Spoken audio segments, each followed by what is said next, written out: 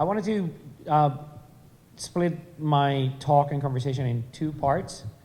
And I wanted to talk a little bit. Sophia asked me to talk a little bit about my impressions of the entrepreneurial ecosystem in Puerto Rico and how that has evolved and changed over the last few years, which I think there's some very interesting things happening there.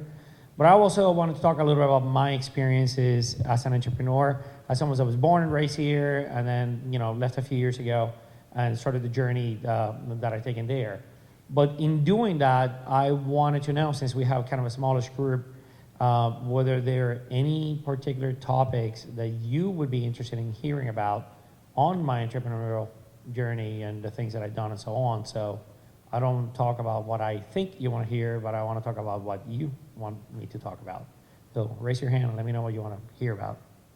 Yeah. I'd love to hear more about the Food Network deal and how that came about, the relationship and how you came back. That's a great story to tell. Yeah, thank you. That's it, Jeff. Okay. I want to know about your personal process. What do you do in the morning to get yourself up? What do you do to keep up with your exactly? Okay, that's a great question. What you see is the trends in the food and tech based on current space and the investment trends as well. Very good. Anybody else? Good. Nobody back there? No questions you want me to talk?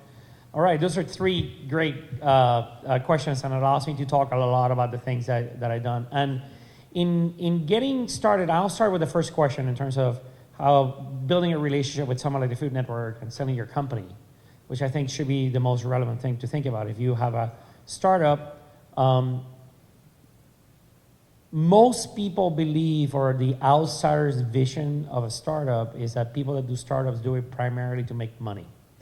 And when you hear the narrative of entrepreneurs and startups, it's usually centered around the very famous entrepreneurs that have made giant fortunes before they were 25 years old without going to college. And you hear about Mark Zuckerberg and Michael Dell and people like that, that just make billions and billions of dollars. And everybody tends to believe that when you become an entrepreneur, that's what you're doing, and that's the reason why you do it. Let me try. No? Okay, just leave it there. It's fine. Thank you. The reality is that when you become an entrepreneur, it's so difficult to be an entrepreneur, and there's, I'll go back to this one later, if you don't mind. No? There we go. It is so challenging, and there's so many difficult things that happen when you become an entrepreneur that in my personal experience, those that are very successful are the ones that have the true passion for the thing that they're doing, and they're building a company because there's a problem that they truly want to solve. They have a lot of love for the problem that they're solving. They're very, very focused on that thing. And when I built Food on the Table, it had all of those characteristics. That said, to get to the direction answer the question that you're asking, for me personally, I started my career working in corporate America and doing, kind of big company jobs. And it is foolish to try to become an entrepreneur for philanthropy, right? This is not, it's something that you're trying to do so you can earn a living and hopefully do somewhat well with it. And I have always tried to measure myself that my goal as an entrepreneur, and I've been in this space for the last 10 years or so, has always been financially, I want to do just as well as I would have done had I stayed in corporate America, right? Which is not making billions of dollars, but it's also not making no money at all, and it's somewhere in the middle. And that's sort of how I trace my career, my objectives financially, which means that when you start your company, when you do your start at the beginning, you always need to be keeping an eye out for how you're gonna exit the company, who you're gonna sell this company to, who will be a potential acquirer. One of my investors taught me this repeatedly, and at the beginning, your reaction, I'll explain what happens. He used to tell me, it's like, when you start a company, it is always for sale, and it is for sale on day one. And if you match that statement, so what I just said a few seconds ago, that you need to do it because you love it and you want to solve a problem and you want to solve the space and you want to work in a particular space, that's highly contradictory. If you love it and you want to build something, you don't want to change the world or do something dramatic like that, and somebody's telling you need to sell it from day one, They're like, I'm not a sellout. I'm not going to go do that. That's something that goes contrary to your nature or what you think is an entrepreneur. But what it means to sell your company on day one is that there's so many potential opportunities for you to exit the business and do well with it or whatever, but you do not have the option as a founder, CEO, maybe the majority investor of a company, to sell the company unless somebody offers you to buy the company, right? And a lot of entrepreneurs, they might reach a point when they are ready to sell the company for a variety of different reasons. They accomplished what they wanted, they're tired, they're sick of it, things are not going as well as they thought, and they have the desire to sell it, but there's nobody there to buy it, right? So if there's nobody there to buy it, you don't have the option to sell it. The flip side of that, if somebody might come to you and because of you're doing some of the work that I'm going to tell you in a second, someone makes you an offer for your company, and then you have the option of declining the offer that you get made in the company. So you get a term sheet and somebody says, I want to buy your company for $500, you get to say no. But now you had an opportunity of hearing somebody coming to you and getting an offer and maybe validation into what you're doing and so on and so forth. So the lesson was, it has to be for sale on day one, but if you get an offer for your company, you have an opportunity of deciding whether you're going to sell it or not. How do I link that back to the question of building a relationship with someone like the Food Network? You will always hear that startups never get sold, they get acquired. And has anybody heard that statement before? Startups never get sold, they get acquired. Does anybody, what does that mean? It means that if I go to this and I have a house and I want to put a for sale sign on it because this is a moment to sell the house, it doesn't work like that on startups. A startup is acquired because you have found a company that sees what you're doing, sees value in the problem that you're solving, sees value in the solution that you have come up with and so on, and they're interested in what you're doing in any one particular way to lead them to then make an offer for the company. And the sale of our company to Scripps Networks, which are the owners of Food Network, came exactly from that. It doesn't happen overnight. I don't show up one day and say, we're selling the company and you're going to go do it. From the first day or the first conversation or email exchange that I had with the Scripps Networks executive to the day that we sold the company today, it was like 2.5 years. So in the desire to do what my investor used to tell me, the company should always be for sale, always go out there, always meet people that are in your industry, always connect with people that might be potential acquirers to your business, build relationships with them. And eventually what happened after we had that conversation, there were a number of times during those 2.5 years that I got hints from the people at Scripps Networks that they had certain interests on some of the things that we were doing. And they will call us and we will have a meeting and you would think that maybe an offer will come from the company and then they will go away and disappear. But next time they had those questions about maybe we should buy a startup that participates in the space and doing this and the other, guess who was at the top of that list? It was us, because we were the ones that we were talking to them all the time and had kept the relationship going. So after going through that cycle through a few times, there was a moment where everything lined up perfectly. They came to us, they made an offer for the company. We were at the right moment in what we wanted to do to the company, and that's how we sold it to them. In building that relationship with a potential acquirer, that's one of the most counter things that can happen, especially to people like us here from Puerto Rico.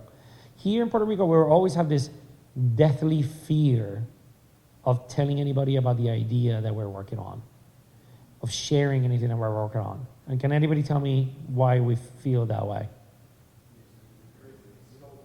Yeah, I'm afraid it's going to get stolen. That's what everybody says here 100% of the time. So I'm not going to tell anybody, I'm working on this super secret thing. And I'm not going to tell anybody because they're going to steal it, right? Can you imagine me, puny, tiny little startup, going to the Food Network to have a conversation and tell them exactly what we're doing? This is what we're building. This is why we're building it. This is what we're doing. That's scary because you're going to think that big, scary company is going to turn around and is going to assign, a handful of their army of developers and resources to go and crush you the next day. And that makes you very afraid to go and do that. The reality is that, one, you should never be afraid to talk about what you're working on and what your idea is. Because what tends to happen, if you don't tell anybody what you're working on because it's a super secret, you don't have an opportunity of receiving any feedback on the idea that you're working on. You don't have any idea of potentially validating that if what you're working on is a good idea or not, and whether it's going to turn into something valuable. So you might sit here and work in something secretly, and something that you maybe spend months and a lot of money developing and so on, and when you finally launch it to the world in a moment of glory, nobody wanted it. And had you asked around, and had you had conversations with other people before, maybe they would have told you that before you spent all that time and money. What I have learned after spending a little bit over 2 years working at Scripps Networks and having worked in corporate America before, that in 95% of the times, you do not fear that big established company in the space, because their ability to move at the speed that you can move when you're working on a startup, you're in worlds apart.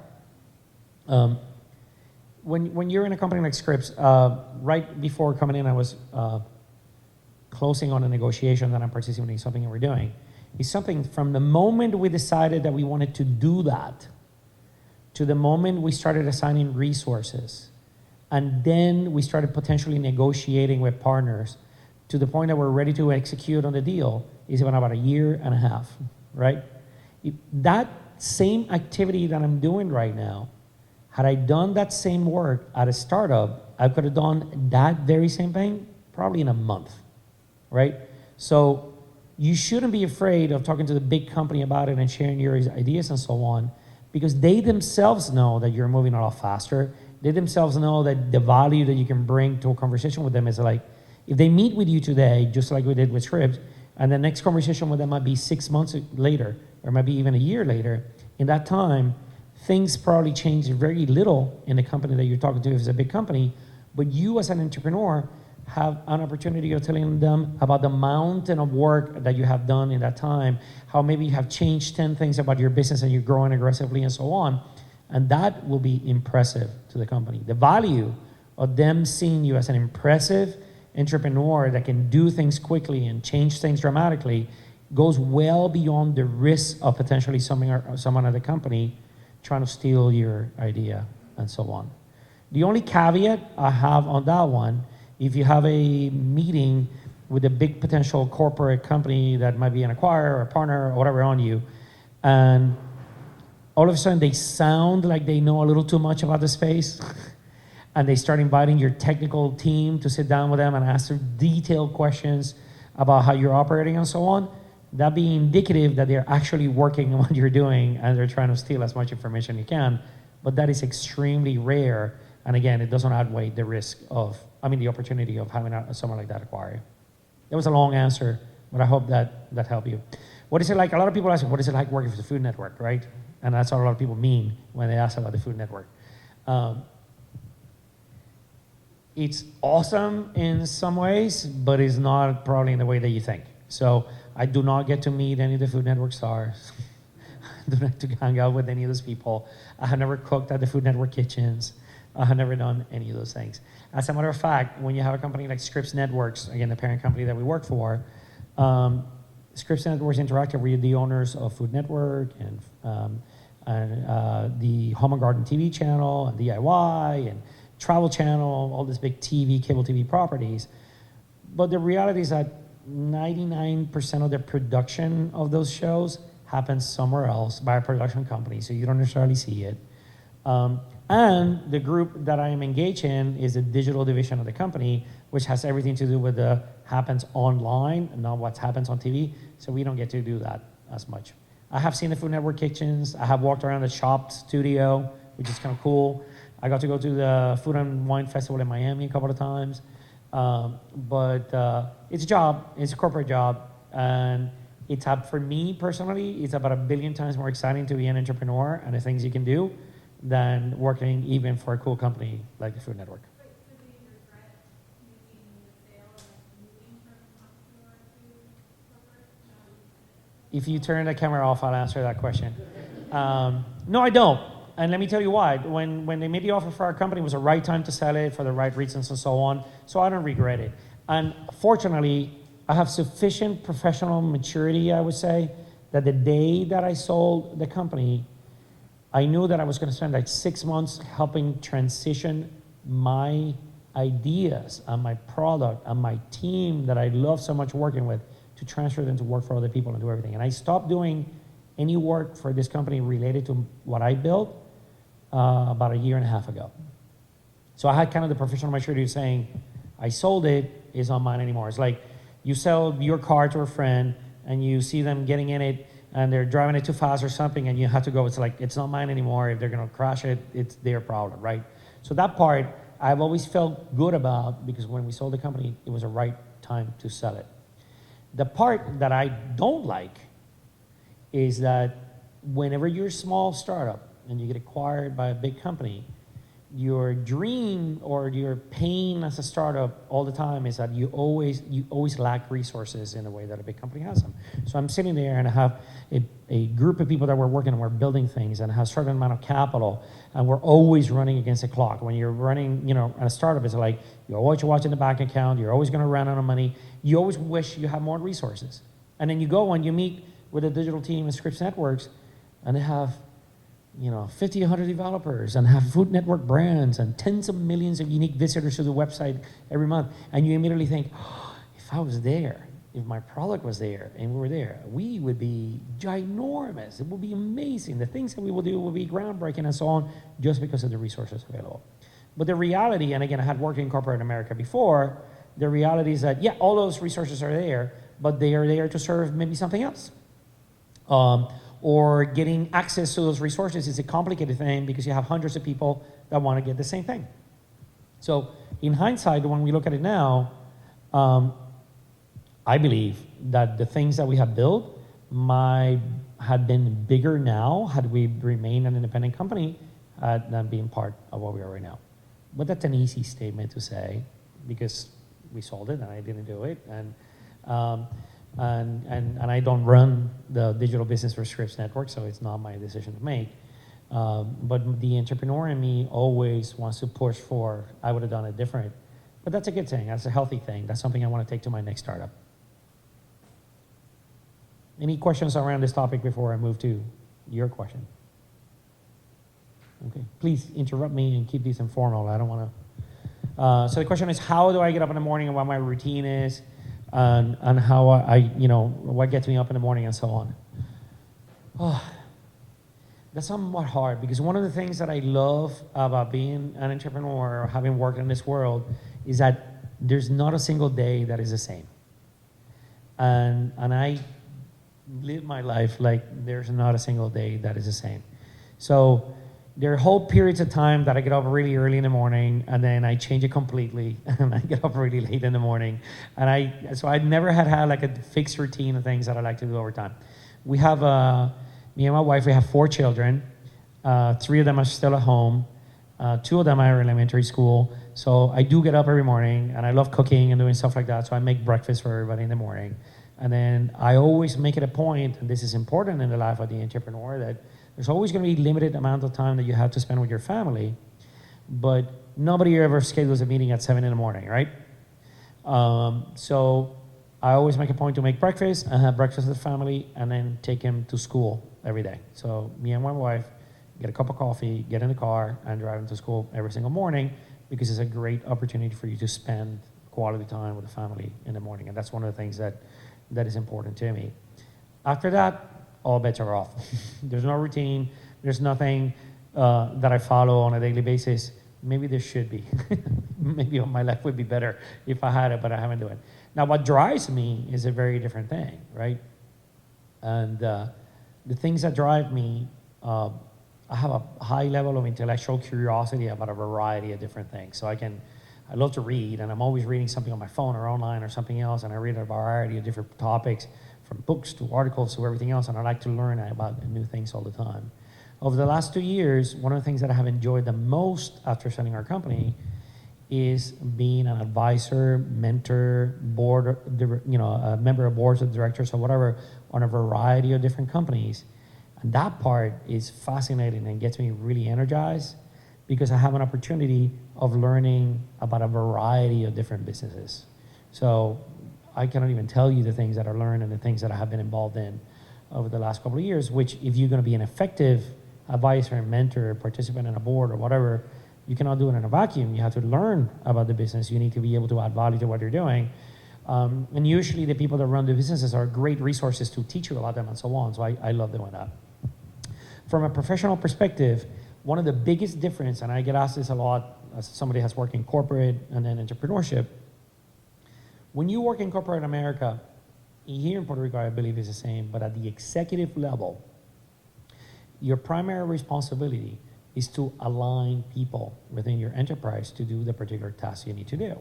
So when I was in corporate America, even some of the work that I'm doing right now, maybe you're spending 80, 90% of your time focused on aligning those above you, around you, and that work for you to work on that other 10 to 20% of the time, which is a strategy that you develop or the task that you needed to do or the analysis that was done. So the successful executive in a large corporation is very effective at aligning and getting everybody motivated and following a particular direction and working and convincing those around and top and working for them to go and do one particular thing. In the startup, you spend about 5 to 10% of your time aligning and 90% of the time doing. That's the primary difference. You know, remember the example I was telling you about this negotiation that we're working on? That whole time, a year or whatever it takes you to get there, is because this is a fairly large change in the way that we do certain things. And that requires a massive amount of alignment. That requires a massive amount of convincing different people in the organization that we needed to do something. When you're in a startup, and in a startup, maybe you're in a room this big, and maybe there's 3 people or 5 people or 10, 15, 20 or something like that. Usually startups are set up in an open environment like the one they're in right now. So what we do, you show up in the morning, you talk about what you're working on, you have a conversation with the team, and we go, right? Alignment, finished, easy. And then you spend all of that time actually working on the particular problem. What drives me is that. I like working on that. I like to use anything that I have learned, any skill that I have developed, not convincing a whole bunch of people why they should do it because this is going to be good for them on the executive level. I like to spend the time maybe convincing customers to buy the product or consumers to use the product or working with the rest of the organization in identifying and solving a particular problem. And that's a lot of fun, and that's truly what gets me out of bed in the morning. All right? Did that answer your question? I wish I had a routine, but I don't. Any questions related to that particular topic? All right. So food and technology, right? How did I get involved in food and technology? Maybe I should have started with this, but I went to high school here. I graduated from Puerto Rico, and then I went to college in the States. I spent a couple of years there, and then I came back. And I started my career here working in the beverage and food category. I used to work for Visa and Company. I used to be a product manager there. That's how I started. And then I worked for Colgate-Palmolive before leaving again. So the beginning of my career, where I learned marketing, where I really started going on this idea of business, was doing beverage and food and going to every grocery store around the country and every little bar and everything around Puerto Rico. And that's truly kind of my first love on that world. I was having lunch earlier this week with a good friend of mine that I used to work there, and I just love it. This is like something that I still am very, very passionate about and I love very much. And then I left. I went to get a master's, and that's how I ended up working in Austin in technology and so on for the last 20 years or so. And when I came out of the 70 years that I was working at Dell and I started working in the startup world, and I was coming up with an idea for a company, one of the things that I realized was that I spent, 6, 7 years working in here around beverage and food and all of that, and then I had spent the next 7 or 8 years working on technology world, and I thought to myself, I love these two things so very much. I wonder whether there's something that I can do that brings both of those worlds together. And a lot of what we did at Food on the Table was bringing my initial love and passion for marketing and food and beverage and all of that together with what I was doing in technology. And I would highly encourage you, anybody, remember when I talked at the beginning about doing entrepreneurship because you're passionate and you love it, and you love the category that you're participating on, but you can draw from your own personal experience, from your career and the things that you're doing. And the truth is that in the world today of technology, it touches everything. What we're doing with software today specifically, or the hardware in general, it touches everything you do. You probably might have heard his name, Mark Andreessen. He was a guy that invented the web browser that we use today, and he's the head of Andreessen Horowitz, one of the biggest venture capital funds out there.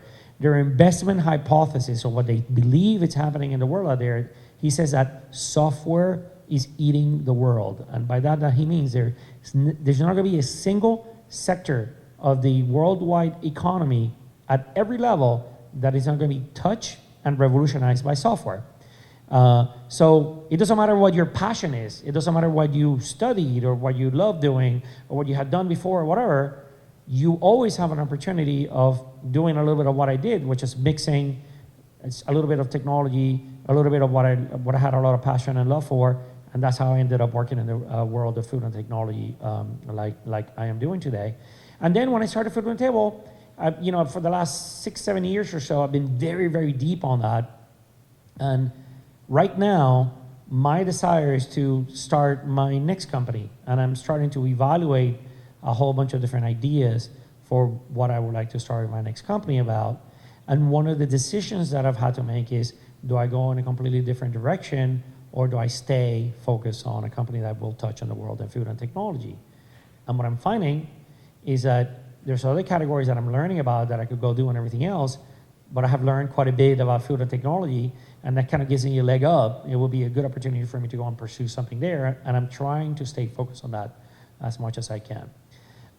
In terms of what I see in trends in food and technology and so on, I split the world in food and technology in two major groups. There's the people that are using like deep science to revolutionize through gene editing, or changing, making, I don't know if you've seen the mayonnaise that is done like without eggs, like vegan mayonnaise, or coming up with something that tastes and looks and feels like chicken, but it's made with plants, or kind of this advanced science reconfiguration of foods, and all these complex things that they're doing to change actually what we eat and how we eat it and so on. And that category touches a lot about the type of farming that people do and things like that there. The other category is what I call, and I don't know if this is the best way to describe it, but information and food. Anything that has to do with how food gets distributed and how the flow of information happens in distribution, how information flows on how you gather information about nutrition and what you eat, or how does Instacart, is able to pick groceries at the grocery store and deliver it to your home in a way that will make money or not. They're not innovative in what you're eating. They're innovating in the whole process and business systems that are associated with that. In both of those categories, there's quite a significant amount of money that is being invested, and there's a number of very interesting things that are happening there. My focus and expertise has been more on the food and technology side than it has been on the other side. And some of the most interesting things that I see there, over the last 5 years or so, we've had literally hundreds of millions, if not billions of dollars, flowing into food distribution through Blue Apron and Meal Kits and Instacart and all of those companies. I believe what we're going to see over the next couple of years is a shakeup of the space, where a lot of the business models that people thought were going to evolve and people were going to make money on, there's just going to be a natural realization that they were a little more challenging in terms of the P&L than some people thought. But what we'll have is sort of a third generation of companies emerging out of those that are the ones that are going to be really working. First generation is in the web days, when we had, what was it called, Webban and a lot of the food delivery stuff, and they all blew up. Now I have this current generation that have actually gotten some traction in terms of size and getting a lot bigger. I think the P&Ls are going to shake out, and we're going to have a third generation of companies where the P&Ls are really going to work, and we can talk more about some ideas on how they're going to be doing that particular thing. Another category that is starting to emerge that is also really interesting, and we were talking about it a little bit before, but is robotics and cooking. How you can automate a lot of the aspects that happen both at home or in a commercial kitchen for facilitating the amount of work that is done, because robots are really, really good about doing highly repetitive things and doing them in a very controlled way. So if you think about it, there's a company I'm advising in Austin that has a robot that makes salads, right? If you go to a restaurant and there's a particular recipe that they have for a salad, fortunately they don't have to deal with heat and things like that. They can make very consistent, high quality salads through a robot. And I've seen this thing work, and it's actually really, really cool. So there's a whole aspect of robotics that is working in an interesting way there. If you want to take a glimpse of what that looks like today, that most people don't realize what automation is doing. If you go to a Starbucks today and get a cup of coffee and you compare it to a Starbucks maybe 5 years ago, you don't realize the cup of coffee is the same and there's a barista there like doing the thing and you hear the noise of the steam coming out and everything.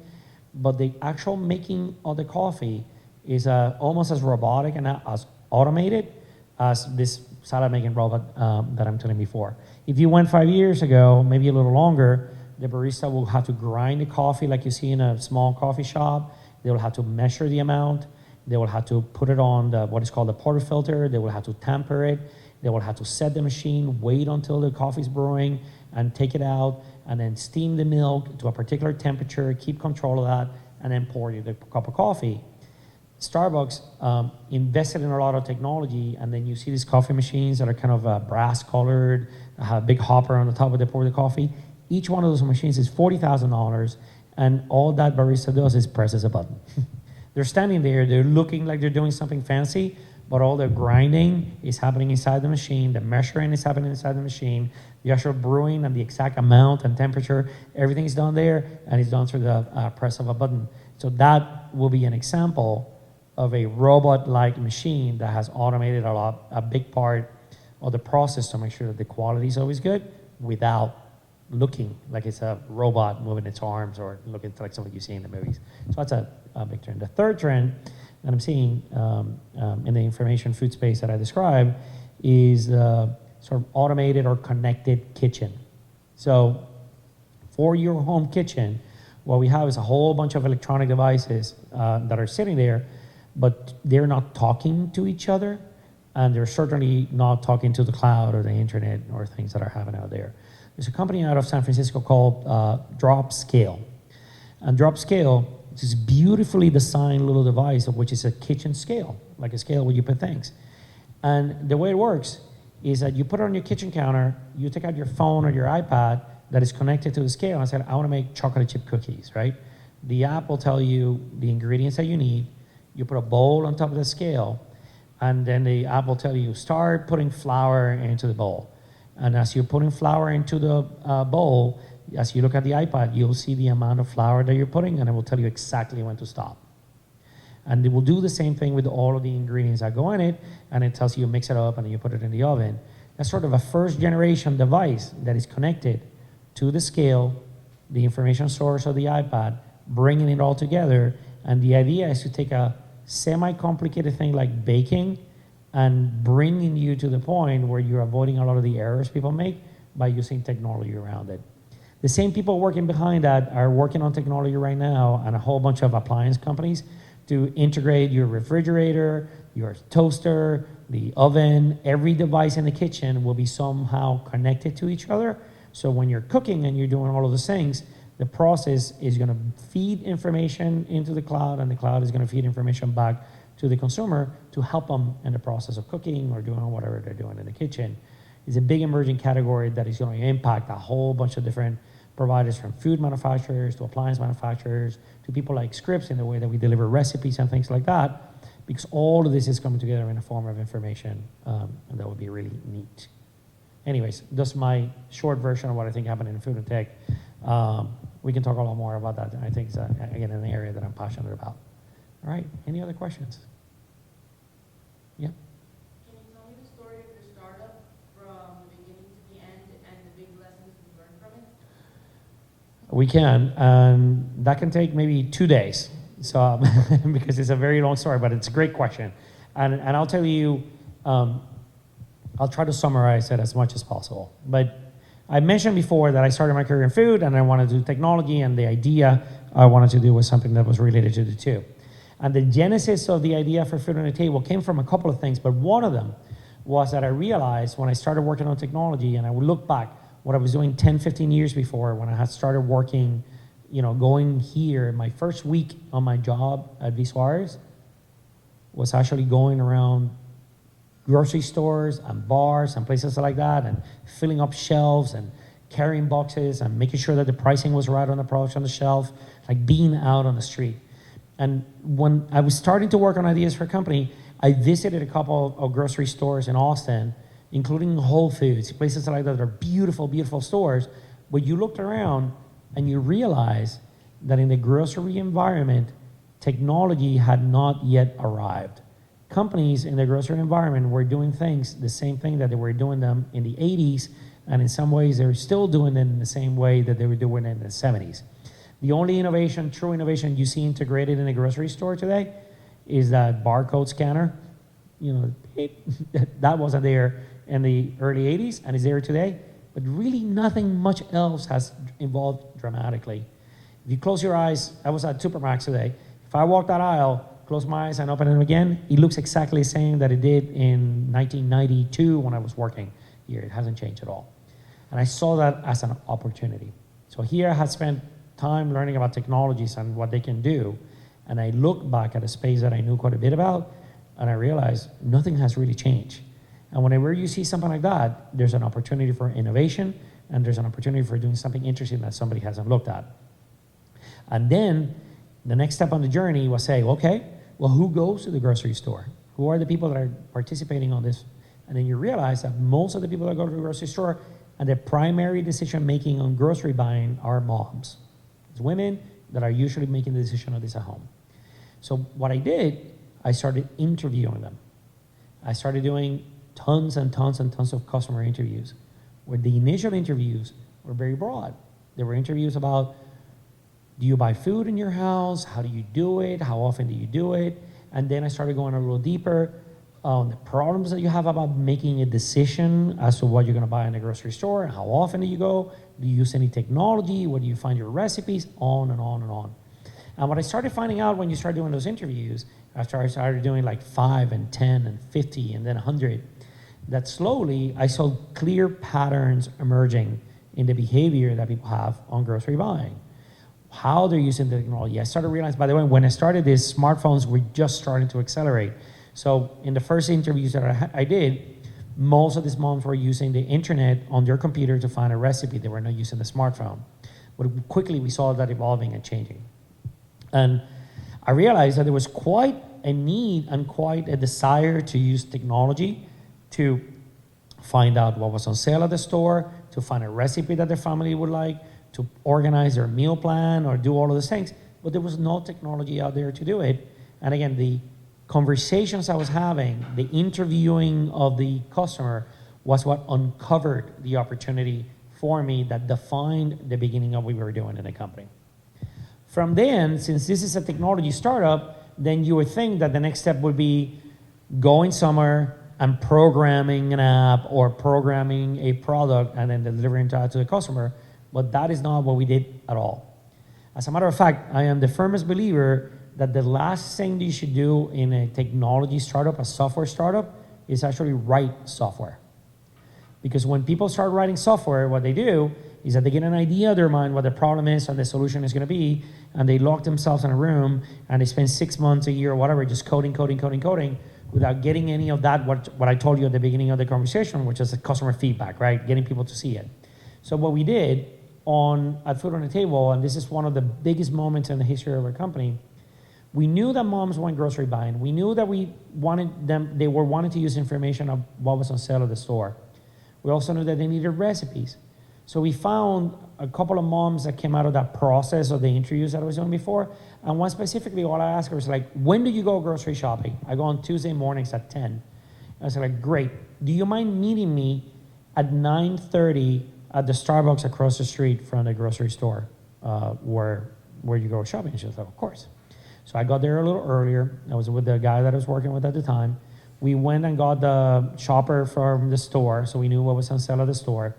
And we sat at the Starbucks. We had our computer. Underneath the table, I brought the printer from my house, and we had it there. And what we walked this woman through in that conversation was the process she followed in knowing what was on sale, finding recipes for that, planning the meal she was gonna make for the week. And as we were talking to her, me and my partner, we were actually building a meal plan and a grocery list for her, like kind of putting it all together. So we had a conversation with her, we do all of this, and then, okay, yeah, you said you like chicken, right? Yes. How do you like this chicken recipe? And we'll flip the computer and show a recipe we had just found online. It's like, no, I don't like that chicken recipe. Okay, turn it around. Find out, how about this chicken recipe? Do you like this chicken recipe? Let's go, yeah, I want that one. Okay, we're gonna put that in a meal plan. And we did this back and forth. It took us like 30 minutes to have the conversation with her. And at the end, we hit print on the printer and we printed for her the recipes she was gonna make that week and the grocery list that was put together based on all the ingredients that made up that recipe. And we give it to her with the shopper for the store and say, these are the items that are on sale. Here's the grocery list you're gonna use. Here are the recipes you're gonna make this week. Would you pay $9.95 for this 4 pieces of paper? And she said, yes. Yes, this is amazing. Thank you so much. And she wrote us a check on the spot for the service. We eventually didn't charge her the service, but that was the ultimate test for somebody to say, am I gonna pay for this? And she did. And at that moment, we sat back after she left, and then we did this a few more times. And to that lesson of not writing software until later on, me and my partner, we sat down and was like, wow, there were at least like 10 things that we found in that interaction with that customer that we had wrong. That had we started developing the software before having that conversation, we would have spent a lot of time and money programming the wrong thing. But by having that interaction, we focus on delivering the most important value for the customer. She didn't care that it came out on an app. She didn't care that you got it on the web. She didn't care where the recipes came from. She didn't care about any of these things. All we were testing was a hypothesis whether bringing this information together for this consumer in the way that we were bringing it together would create value for her sufficiently for her to say, I want to pay for that. So you don't need any software to do what we did there. And we found, though, not only was effective and she was willing to pay, but also a lot of our assumptions were wrong. So when we went back, then we started doing more and more of that, as much of that as we could, and then we started eliminating the bad ideas, focusing on the good ones, and then me and my partner, we sat down at a time and go, well, crap, you know, I wish we could be doing 10 customers a day doing this, but we can't because we don't have enough time to go to Starbucks and sit there for hours and do this thing. So what would we have to do to be able to manage not 1 a day or 2 a day, but to manage 10 a day? And then we said, okay, wow, I think if we could only send them to a website where they could see the menu or something, there was something, but it was only one thing that we did. And that allowed us to jump from 2 a day to 10 a day. And after we moved there, we say, okay, if we only could add just a little bit more software that would allow us to go to 50 a day, what would that be? And then we added that piece, and that's how we did it. So only adding software, not as a solution to the customer problem, but adding software as a way of scaling the business to the next level that we could deal with more customers. And that was a transformational moment for our company because we knew that we were getting tons of feedback from our customers as to what we were building, and it was going to be high quality, and it was going to be great. And at the same time, we were not wasting time building the wrong code. From that on, we spent the next year or so continuing to build the software and building a user base and so on. And I'm skipping all the boring parts and painful parts about fundraising and all the things that we did. But once we were able to launch the product at a national level, we started doing a lot of very interesting things in marketing, calling the attention of the consumer and so on. And that's when things started to call the attention of companies like Food Network and so on, we were talking about earlier, that got us on the journey not only to get into a certain growth level, but to engage on the sale in the company that we did. How did you monetize when you charge the customers for the service? So the ultimate model for us, and these are things that we're doing at Scripps today, is kind of ultimate targeting, right? Packaged goods companies, food companies, and so on, at least in the US, I don't know what the numbers are here these days, but they spend 3 times more money in shopper marketing or the marketing that happens inside the store than they do on media advertising to those customers. And the reason is because it's effective. I know that the sale happened. Well, what if I can tell an advertiser, a food brand of some kind, what a consumer has on their grocery list before they walk in the store? And that's what we were building. That's what we built. So it's one thing for me to say, I walk in the store right now, nobody there has any idea of who I am, what I'm buying, what I'm cooking tonight, anything like that. So as a consumer, the result is I get bombarded by thousands of advertising units within the store to try to get me to buy something. But if I'm walking in the store and I know that I'm making a chocolate cake tonight, that is highly valuable information for people like Betty Crocker and others, which then in turn, we will target advertising specifically to them, where the CPMs for that advertising are exponentially higher than traditional digital advertising. And that's a model for monetization. So the data is so valuable that people are willing to pay a lot for it. Why did Scripps want to buy your company? Since it's far away from... No, it's not. And there's a couple of primary reasons. One, we had built what I would proudly say is probably the best designed app for food in the space. And at Scripps, we own Food Network and the Food Network websites and apps, but there's a site that we own as well called food.com, and they didn't have an app for it at the moment. So there was a way of them instead of spending a year creating an app, they could immediately rebrand ours, and they would have an app for that, and it was very successful. But what we had built at Food on the Table, we had a lot of technologies around knowing what was on sale at the top 20 grocery chains in the country every week with high level of detail that you could in turn use it to match to recipes, and all of the infrastructure for gathering, processing, and filtering all of that information.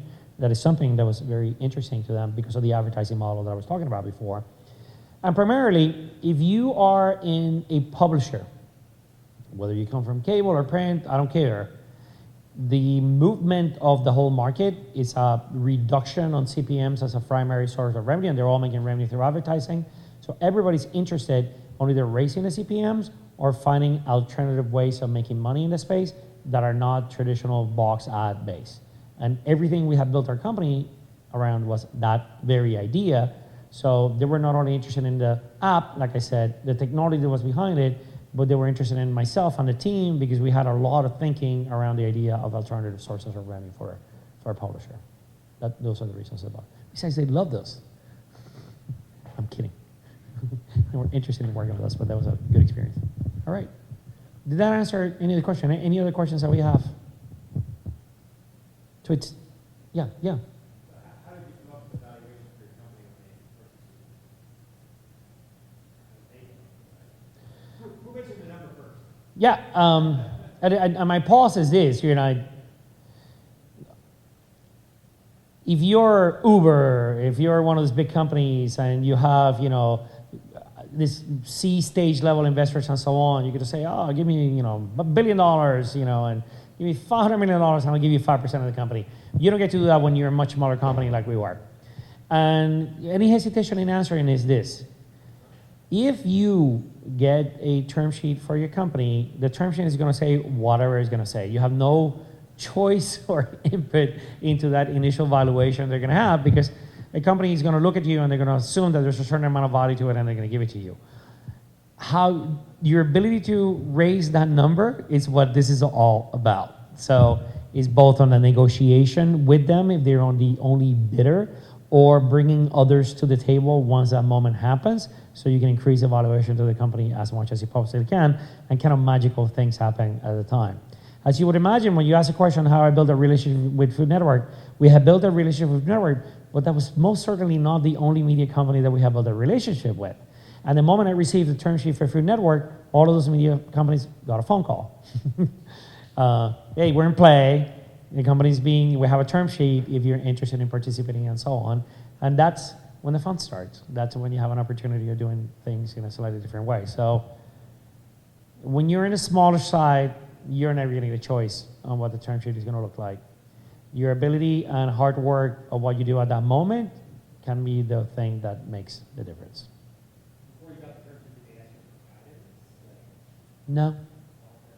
No, there's a great corporate development department at Scripps. I now know them really well. They're very smart people. They're looking at startups all the time. They know what they're doing. They know what things are worth. They know questions to ask and so on. And a company like ours, they were interested in the app, they were interested in the technology, they were interested in the team. Each one of those things you can assign a certain amount of value, right? If they're going to build an app on their own, and the year that we did it, at the level of sophistication they do it, it will be X number of hundreds of thousands or millions of dollars to get there. The technology that they build takes this much, they can do that number. I'm going to pay this much money for each member of this team. So you add it all up, and then you have a valuation in the simplest way possible. That's the idea. If this is the first company that you sold, when you got the term sheet, did you try to find any mentors that sold companies? Fantastic questions, absolutely. And I was fortunate enough to have Austin Ventures as an investor in my company. One of the largest VC funds in the country. Well, they're no longer there. Some things have happened, but that's another story for another day. But they have gone through this many times, and a partner in the firm that is a board member in my company had seen this many times. And I'm going to spend a few minutes talking about ecosystem, and this is really important to the question that you're saying. So, for example, the attorney that I have on my company is a guy that had done no less than 50 IPOs and negotiated the sale of probably hundreds of companies. Long-term technology a partner at one of the largest law firms that has an office in Austin. It's somebody that I know, and he was not only my attorney, but on the board of directors of my company. So when I get the term sheet, you're right, it's the first time I'm looking at this, but I have at least 2 people in my board of directors that have done this many times. So they know exactly how it's going to happen, what we do next, how to negotiate it, and how to maximize the outcome of what you're doing, no matter what. If you lack that ecosystem of investors that are knowledgeable and have done this before, entrepreneurs that have done this before, people in the law side that know how to do it and know the gotchas, it's a little harder to do, and you need to go somewhere to get that particular information. I never felt, when we were engaged in that process, that I was at a loss because I didn't have the right advice on my end. I had really good people. And again, now that you're mentioning this, probably the first time that I've consciously thought about it that way, because these are people that were with me, and they were with me all the time, and I knew the moment the term sheet comes on, 30 seconds later, I'm forwarding it to them because I know they're going to do something good about it. That's a great question. All right. Any other questions? So I'm going to give you something brief on ecosystem. Yeah. What do you think is the next generation from the grocery store to something like away from the delivered food? Do you have any idea what would be like the next generation of service? Yeah, I'll give you as brief as possible as I can. I think there's 2 models there. When you have Blue Apron, anybody familiar with Blue Apron? Raise your hand. They're delivering ingredients pre-measured, like a meal kit to your house, and you can cook very quickly and eat. We have an Instacart, is where you make a full grocery list, and they go to the local grocery store, and they pick it, and they deliver it to your house. For me, I always evaluate these businesses of what their P&L looks like.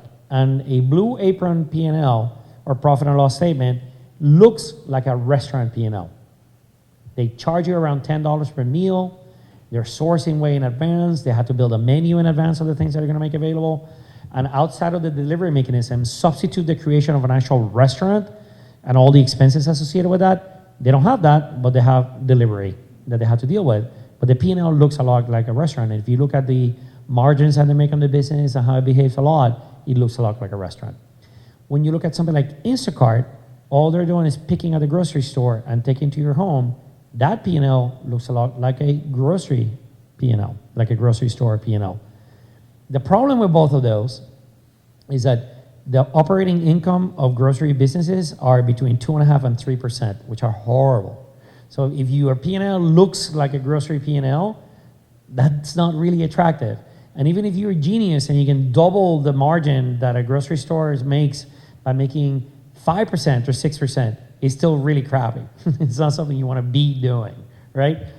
The restaurant P&L or something like Blue Apron, the problem is whether if the consumer consciously thinks of you as a restaurant or not, you're the one delivering a meal solution for them repeatedly over time. All of us eat at restaurants. How many of you eat at the same restaurant 4 nights a week indefinitely? Right? We don't. So when you do that, the margins look good, but consumers get tired of eating from the same place all the time and somebody else making the choices of what they're going to eat all the time. So I think there's certain risk associated with that. The future of it, I believe, is going to be hybrid models. Models that borrow a little bit from one thing and the other. If you look at traditional grocery stores, 20 years ago, this is one thing that have changed, and not with technology. You used to just go buy ingredients and make them at home. Grocery store offers a lot more what they call meal solutions today. When you go there and they have like semi-prepared things or things you can grab. Those chickens, has anybody bought the chickens you get at the grocery store, like the prepared ones? There's more revenue and margin on those things than anything sold on a grocery store. It's one of the biggest money makers on the store because it's a meal solution type thing, right? I go grab it and I go home. So I think there's going to be an evolution of meal solution type things that can be combined with home delivery or things to get things at your home. That might be a way of managing that. But I think the jury's still out whether the things are going to work. Certainly a lot of investment has been put behind them. I think a lot of money is going to be lost behind it before something comes up that works in a significant way. All right. How much time do we have, by the way? When am I supposed to end? You guys want to stay here till midnight tonight? So the question was ecosystem. And I don't know if I can get this back. Can you help me go again? How many of you are in a startup here? Raise your hand. Are you in a startup? How many of you are thinking about being part of a startup? If you're not in one. Okay. I left Puerto Rico in 1997. And I left Puerto Rico at the time. I was working at Colgate-Palmolive. This thing, the internet was starting to blow up. You know, all these companies were emerging and all these interesting things were happening there. And I had just gotten married, we had a kid, and I was like, I want the next stage of my career to be in this new thing that is emerging, because at the time I was like, this thing is here to stay. Internet is here to stay. I was right. Internet is still here. But I was working for Colgate-Palmolive in Guaynabo. I started thinking to myself, well, what are these emerging companies that are coming? You will hear about Yahoo at the time. It's like, do I apply for a job there? How do I apply for a job? Do I find it on this new internet? Do I send a letter? And I started sending letters and trying to call people and doing things like that. And I very quickly realized that a product manager with an accounting and marketing degree living in Puerto Rico in the year 1997, when there was zero ecosystem on anything related to this world here in Puerto Rico, didn't have a chance in hell of getting a job out there and doing this thing that I wanted to do. Certainly, I didn't have a technical background. I don't have a technical background. I'm not a programmer. I don't know anything about it. So the only thing I could do at the time was like, okay, well, I'm a business person. I'm going to go out and get an MBA. And I decided to get an MBA with the sole purpose of allowing me to transition my career from Puerto Rico to a technology company in the US. But the problem was that I had to get an MBA from a place that would give me credibility as a technical person that I was not. So people would think that I was a technical person and think that I knew about things technology related, which to this very day, I don't think I know that much about, but it's good, you know, marketing for you to make people think that you do. So fortunately, I was able to apply and enter the Sloan program at MIT. And then from that point forward, people assume that I am a technologist of some kind. I am not. But that allowed me in turn to then go and get an internship at Dell in Austin, Texas, and so on, and join a city with a phenomenal startup ecosystem and be able to develop my career there. And that's what I've been doing for the last 20 years or so. I had a desire to work on a technology-based startup. I had a desire to work in entrepreneurship. I had the passion. I was willing to pick up my family and go to places I had never been before. And I had all that energy of what I wanted to do. But there was nothing here on this island at the time that would give me any opportunity whatsoever to kind of work on those things and develop those ideas and what I wanted to do. And that was frustrating. I love it here. I really do. I try to come back as much as I can and so on, but there was no environment for me to do that. And it was not until, I'm going to say, 6 years ago, maybe a little bit longer, that then I started hearing about some of the things that were starting to happen in Puerto Rico around entrepreneurship. And when I started getting involved in this world, then I got a couple of calls. Hey, would you come down and give a presentation on this or talk about the things that you're doing? And it started happening right when I was starting Food on the Table. And I came down, but my frustration on what I was seeing in terms of the ecosystem when I got here is that, one, the definition of entrepreneurship that people were having was probably a little erroneous. It wasn't, oh, we want to be entrepreneurs and so on. It was like, what is an entrepreneur, right? And so I think it was not necessarily clear of what it was. Two, there's so many cultural aspects about being an entrepreneur that are so very different from what being in Puerto Rico is about. We love job security.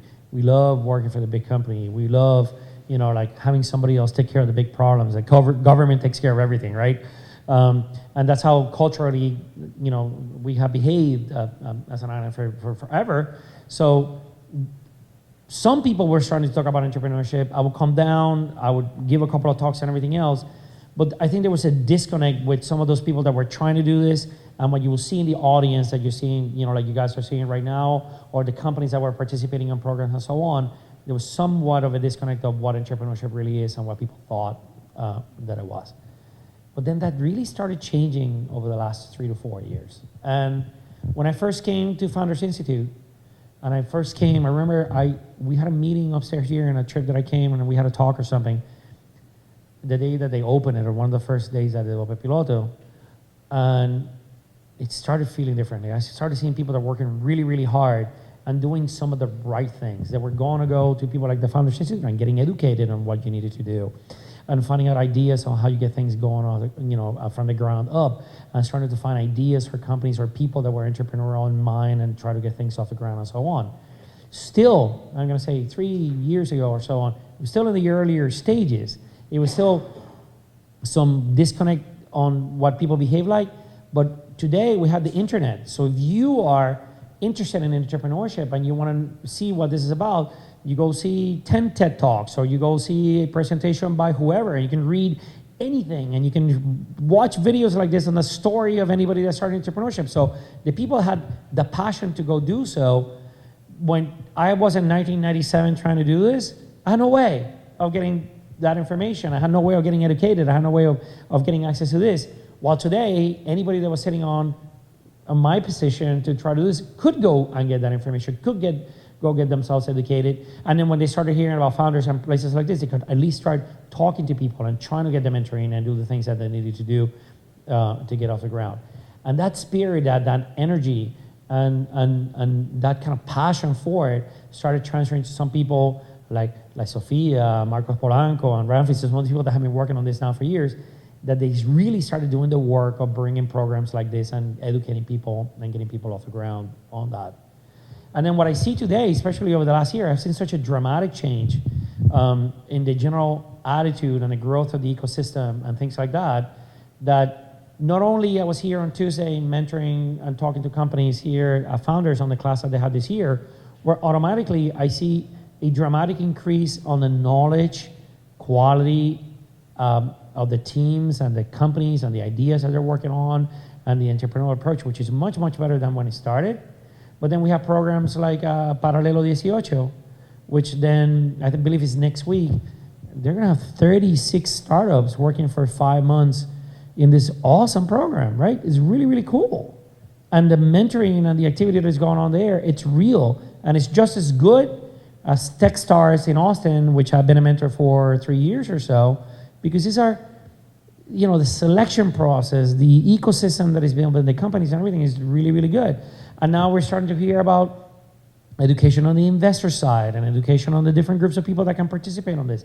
It's a fairly dramatic change in it. So if I were going to travel in time in 1997 and I would get on a time machine and arrive today, I would probably think about doing it here or starting my journey here instead of traveling, you know, thousands of miles to go somewhere else and get that journey done in the way that I've done. And that, it's really cool. And the things that I'm seeing here right now are still very early.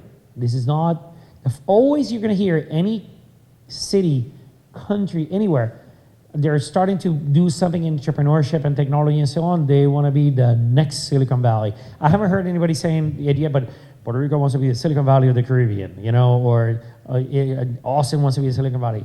It's wrong. You're never going to get there. If any of you have ever been to Silicon Valley or participated in anything there, it's so many light years ahead and it's so huge and everything else, and nobody should have a desire to compare yourself to that. It's like saying that Santurce is going to be the next New York, you know. It's not going to happen.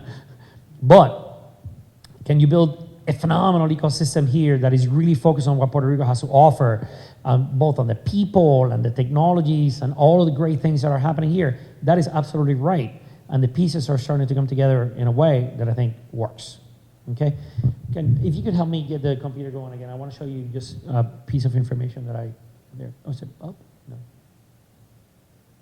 Here we go. Okay. Can everybody see that? I found this article in the Financial Times earlier today talking about ecosystems, and tons of people have done, academics, you know, government entities, everybody has done research on what it requires to develop an ecosystem for entrepreneurship. But this one was particularly good because they said there's 6 domains, as they call them, of things that had to be in place and working right for the proper entrepreneurial ecosystem to start taking off. And I'll read them out loud. I know they're not that clear, but I'll start with that. A conductive culture, facilitating policies and leadership, and the availability of dedicated finance are the first 3, and I'll go in detail on this. So when we talk about a conductive culture, they primarily mean a tolerance of risk and mistakes, and a positive social status for the entrepreneur. So for example, on the first one, do you believe, as people that are here living and working in Puerto Rico, that we have a tolerance for people that take risk or make mistakes? Raise your hand if you do. Do you believe that we have a tolerance for risk and mistake? Okay. So maybe 5 years ago, I don't think a single hand will go up. And slowly, we're starting to see a little bit of people saying, okay, being an entrepreneur is about taking risks. Having a failed company is not a bad thing because you went out there and you tried something and you tried to get it off the ground and it didn't work. It's fine because you learn a whole bunch of things, and maybe the next time you're going to do it, you're going to do better. For example, if I start a company now, this is going to be the 3rd startup I've been part of. I'm much, much better entrepreneur on the things that I did wrong and learn from them than the things that I got right. So failure is actually the right thing to do. I say that on that first one, the ecosystem here gets a low D still, right? We're not necessarily a island of people that truly value failure above all else, and you know, and people are love for that.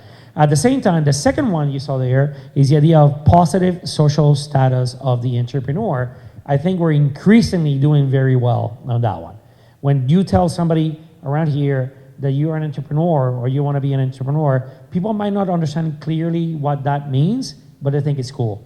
And entrepreneurs are cool, and you're going to do something cool, and I'm assuming you're going to be, oh my God, you're going to be like Mark Zuckerberg or something. That's great. So I think again, maybe a few years ago, nobody would understand what an entrepreneur was, but now we're getting a sense of what it is, and it gets great social status for you to say that you're doing something entrepreneurial. Mixing those two, having a higher tolerance for risk, is that.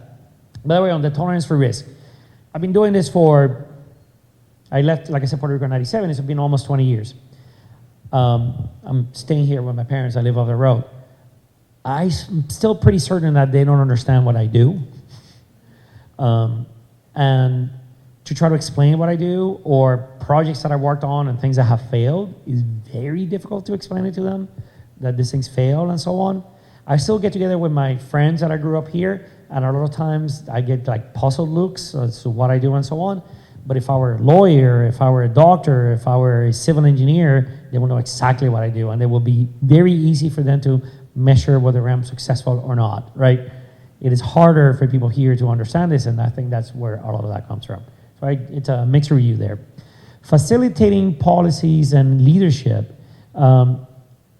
It's really split here whether we have the right incentives for entrepreneurs or we have the right research institutions for entrepreneurs. again, on the incentive part, I think we're actually doing quite well. We have a lot of programs. I mean, Paralelo 18, it's coming through the Fideicomiso.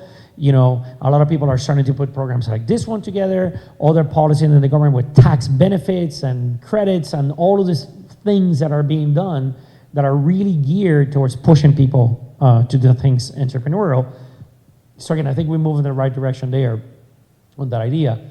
Research institutions, not so much, right, where we are here. So if I am in Austin and I can see some of the research, I'm working on a particular company that are doing something related to headphones and audio, they can draw from the research that University of Texas is doing around that particular topic in technology and get people to help them do research and stuff like that. It's a little harder here because I like to joke about this, and maybe I'm wrong. We graduate a lot of civil engineers so they can build great bridges and maybe fix El Morro, but we are not graduating a lot of computer scientists that can program in a way that we need here, and that's on the education side, one of the things that we do it. If there was only something like code trotters that we could use to educate more software developers, right? That's exactly the type of program that I think is going to get people in the direction to do that. Availability of dedicated finance, whether it's angel investors or venture capital. Does anybody have an opinion whether we have this here or not? We do? Tell me about it. Who's here and what are they doing?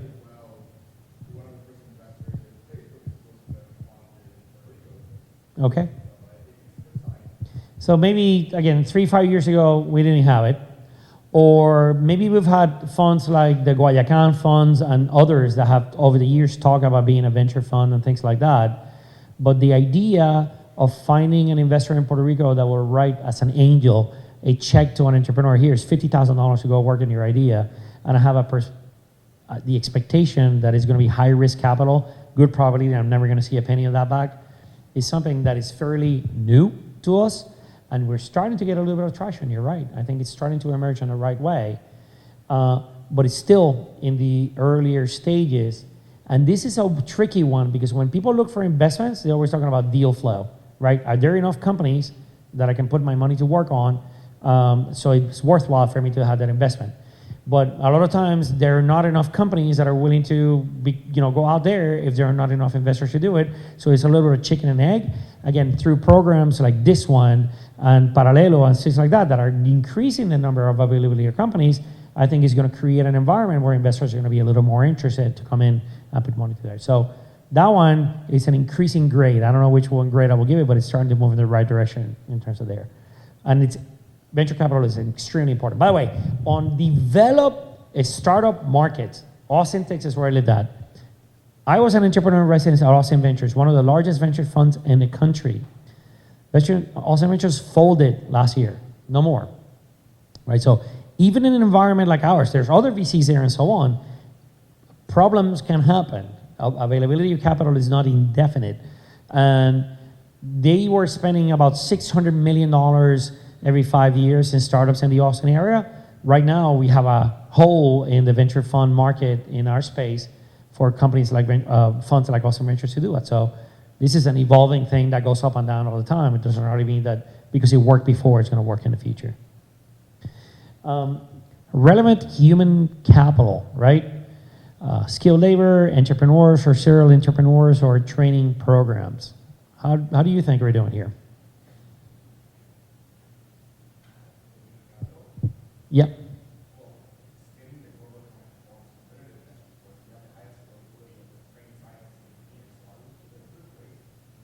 Yeah, I think that we have some really interesting, good things happening there.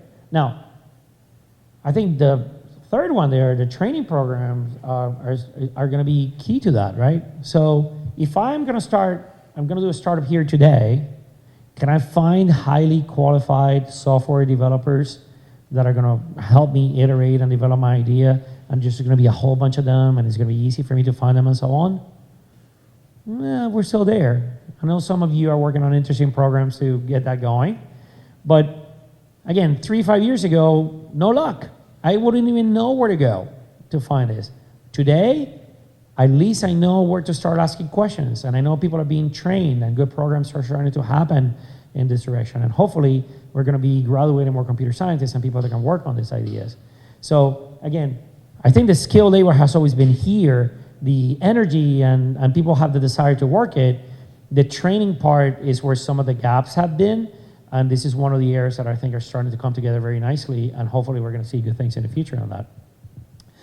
Venture-friendly markets for products. You know, do we have early adopters or reference customers for any technology or idea that would be developed here? I think the answer to that one, as I see it, is yes and no, right? One of the things I love about Puerto Rico is that it's a kind of isolated market that behaves on its own. And there's certain things that you can do here that will be very difficult for you to be able to do at a national level because of the fragmentation of the market. For example, one of the companies that is going through founders right now that I was talking to today, they're doing something with point-of-sale systems and fast food restaurants. If you can convince 5 people in the senior levels of the fast food world in Puerto Rico to work on this idea, you got it. They're going to have something that is going to matter a lot, right? Because this isolated ecosystem all of a sudden allow for dominance on the market in a way that you could talk to 5 regional managers of fast foods in Texas, and you're never going to get the traction that they will be able to get here. So there's certain aspects of the market that make it work really, really, really well. And you can move fast and you can do things in a really interesting way. Are people willing to take risks on your technology, on their business, so they can help you get ahead? Maybe yes, maybe not. And again, that's where a little bit on the fence on that. And the last category is institutional and infrastructure supports. And I think this is one of the more interesting ones. When people talk about ecosystems in markets, a lot of times it boils down to that one. I mentioned this before. I start a company in Austin. I know that there's countless lawyers that all they do is startup-related work. If I want to, I've done this before, I need an NDA that I can give to a particular software developer or whatever. I pick up this phone, I send a text message, and I'm going to have one in my inbox by my lawyer that I work with all the time in a matter of minutes. And I know that that document is written by somebody that all they do is write legal documents for startups, right? Do we have such a thing here? Somebody that works 100% of their time working on that, right? If I need to go to a bank and open an account as a startup, there's at least 2 or 3 fairly big banks that work between Silicon Valley and Texas and others that all they do is work with startups. So they know the intricacies of your accounting, and they know how you manage money, and they know how much to charge you, which is one of the most important things. They know the stage that you're in the company and the capital, and they know at the beginning they shouldn't be charging you at all, and maybe later on they get to charge you a lot of money if you do well, and you don't have to negotiate that with them. You don't have to do anything. I was talking to a friend of mine who's a lawyer the other day. One of the biggest law firms in a country called DLA Piper. These people charge you between $400 or $500 an hour for legal work. Super, super expensive. Yet they work with hundreds of startups.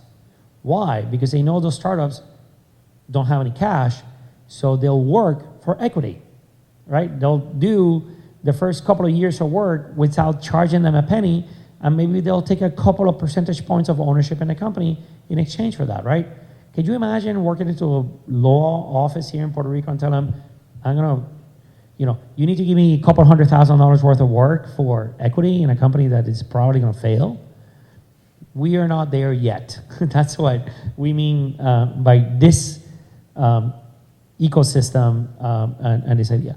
And then obviously there's going to be the things like internet connectivity and transportation and things like that, right?